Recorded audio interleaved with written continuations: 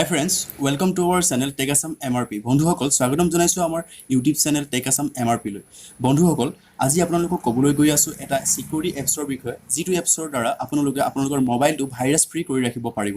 তেন্তে পলম নকৰি আমি ভিডিঅ'টো ষ্টাৰ্ট কৰোঁ। ইয়াৰ বাবে প্ৰথমতে আপোনালোকে প্লে ষ্ট'ৰটো অপেন কৰিব। তাৰ পিছত জিঅ' সিকিউৰিটি বুলি ওপৰত গৈ টাইপ কৰিব।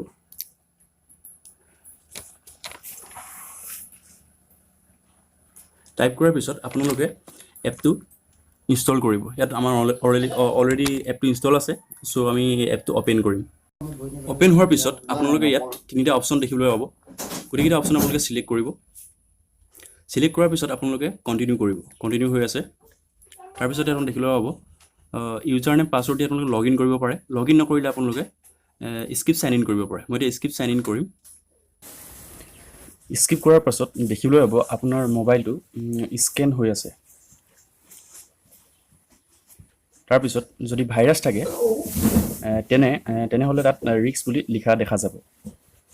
বাট ইয়াত কোনো ভাইৰাছ শ্ব' কৰা নাই। তাৰপিছত আপোনালোকে তলত দেখা পাব প্ৰাইভেচি বুলি এটা অপশ্যন। আপোনালোকে প্ৰাইভেচি অপশ্যনটোত ক্লিক কৰিব। ক্লিক কৰাৰ পিছত আপোনালোকে ইয়াত লোকেশ্যন এক্সিছ দেখাব।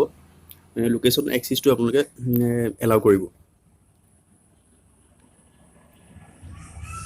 এলাউ কৰাৰ পিছত ইয়াত আপোনালোকৰ ইনষ্টল হৈ থকা এপবিলাক আপোনালোকে ইয়াত দেখিবলৈ পাব। দেখা গৈছে গোটেইবিলাক ইনষ্টল হৈ থকা এপবিলাক ইমান দেখা গৈছে মোবাইলটোত। ইয়াত আপোনালোকে যিকেইটা এপছ আপোনালোকে প্ৰাইভেচি ৰিস্ক দেখা পাব, সেই এপকেইটা আপোনালোকে আনইনষ্টল কৰি পুনৰ ইনষ্টল দিয়াই ভাল, কিয়নো এইকেইটা এপছ আপোনালোকৰ ইয়াত থাকিলে মোবাইলটোত ভাইৰাছ সোমোৱাৰ সম্ভাৱনা থাকে। ইয়াত আপোনালোকে ৱেব প্ৰটেকশ্যন বুলি এটা অপশ্যন দেখিবলৈ পাব। ইয়াত ক্লিক কৰাৰ লগে লগে ছেটআপ ইজ ৰেকৰ্ড বুলি দেখা পাব। এইটো আপোনালোকে ছেটআপটো কৰি ল'লে, কৰাৰ পিছত আপোনালোকে ইয়াত এক্সেচিবিলিটিটো অন কৰি ল'ব।